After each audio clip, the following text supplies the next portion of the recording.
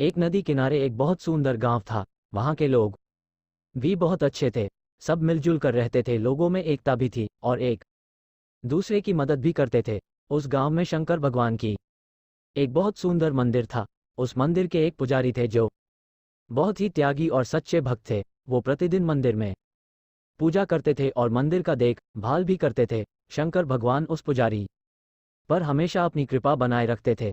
एक दिन उस पुजारी ने एक सपना देखा कि शंकर भगवान उससे मंदिर में विद्वानों और धर्मात्मा लोगों की सभा बुलाने को कह रहे हैं। पुजारी दूसरे दिन मंदिर में पूजा करने गया और पूजा करने के बाद ये खबर सारे गांव में फैला दिया कि आज मंदिर में सभा लगने वाली है। लोगों ने जैसे ही खबर सुनी और कुछ ही घंटों में बहुत सारे लोग मंदिर में जमा हो गए। पुजारी ने सब लोग को अपने सपने के बारे में बताया। लोगों ने पंडित की बात सुन के चौंक गए और सब लोग ने शंकर जी को प्रणाम किया और प्रार्थना करने लगे कि हे भगवान, कोई अनहोनी मत होने देना। जब भगवान की आरती हो गई, घंटी बजना बंद हो गई, प्रसाद लोगों में बांट दी गई और लोग अपने अपने घर जाने लगे, तभी मंदिर में से एक अजीब सी चमक आने लगी। जब पुजारी ने मंदिर के अंदर जाके देखा तो एक सोने के परात था जो हीरे मोती से भरे हुए थे। उस रत्न की चमकने से पूरे मंदिर में रोशनी ही रोशनी फैल गई थी। पुजारी ने जब उस परात को उठाया तो उसमें एक चिट्ठी भी थी जिसमें लिखा हुआ था कि जो सबसे सच्चा, दानी, पुण्यात्मा और दयालु होगा, उसी के लिए ये शंकर भगवान का उपहार है। पुजारी ने उस परात को उठाए और गांव के सब लोग को दिखाए और बोले कि यहाँ प्रत्येक बुधवार को सभा लगेगी और मैं ये परात हर एक व्यक्ति के हाथ में दूंगा, और जो लोग अपनी दयालु और पुण्यात्मा को साबित कर देगा तो ये परात उसका हो जाएगा।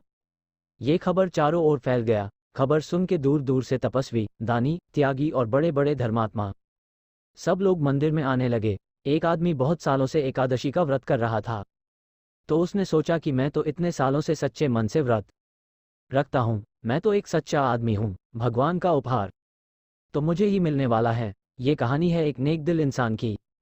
उस आदमी ने मंदिर में गया, भगवान को प्रणाम किया और वही बगल में खड़ा हो गया। पंडित जी ने हीरे मोती से भरे परात उसके हाथ में रख दिया और जैसे ही वो परात उसके हाथ में गया तो वह मिट्टी का हो गया। सब लोग उसका मुंह देखने लगे और वह शर्मिंदा होकर घर चला गया, क्योंकि वो व्रत के नाम पर दिखावा कर रहा था। और जब पंडित के हाथ में वो परात आया तो फिर से सोने का हो गया और हीरे मोती चमकने लगे। फिर एक दिन बहुत बड़ा आदमी ने उस मंदिर में भगवान का उपहार को लेने आए। उन्होंने कई जगहों पर स्कूल, वृद्धा आश्रम, मंदिर आदि बनवाए थे और वो बहुत ही दानी थे। दान देने से लगभग अपना आधा कमाई दान में दे दिए थे। इसके वजह से लोग उनको दानी और बहुत बड़े लोग मानने लगे थे। वो भी मंदिर के अंदर आए, भगवान को प्रणाम किए और उनके हाथ में वो परात रखा गया। और जैसे ही वो परात उनके हाथ में गया तो मिट्टी का हो गया और वो भी लज्जित हो गए, क्योंकि वो अपना नाम को बड़ा करने के लिए दान कर रहे थे। क्योंकि नाम की इच्छा से होने वाला दान सच्चा दान नहीं होता है। इस प्रकार रोज बहुत लोग आए, लेकिन किसी ने उस सोने की परत को पर नहीं सका। सबके हाथों में पहुंचकर वो मिट्टी का हो जाता था। 5-6 महीने बीत गए। इतने दिन में कितने लोग लोभ से मंदिर के पास ही दान पुण्य करने लगे। मंदिर के पुजारी ने एक नियम बनाया कि हर सोमवार को जितने लोग मंदिर में दर्शन करने आएंगे उसके हाथ में ये सोने का परात रखा जाएगा। एक दिन उस मंदिर में एक बूढ़ा किसान भगवान का दर्शन करने आया। वह बहुत गरीब था। वो केवल भगवान के दर्शन के लिए आया था। वो मंदिर में जा ही रहा था, तभी मंदिर के बाहर के एक आदमी को देखा और वो मंदिर के कुछ ही दूरी पर बैठा था। वो एक आंख का अंधा और लाचार दिख रहा था और भूख के मारे उसका बुरा हाल था। मंदिर में जितने लोग दर्शन करने आते थे उससे वो खाना मांगता था, लेकिन कोई उसे कुछ नहीं देता था। बूढ़ा किसान ने उस आदमी को देखा तो उसे दया आ गई।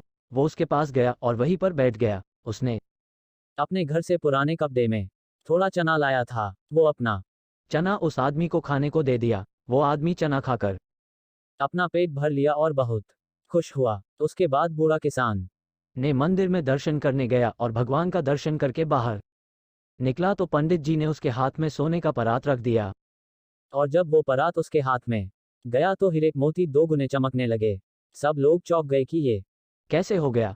तब पंडित जी ने कहा, जो निर्लोभ है, दीनों पर दया करता है, जो दुखियों की सेवा करता है, बिना किसी लोभ के दान करता है, उस पर भगवान भोलेनाथ अपनी कृपा हमेशा बनाए रखते हैं और वही सच्चा पुण्यात्मा है। इतना कहकर पंडित जी ने उस बूढ़े किसान से कहा कि यह भोलेनाथ का उपहार है।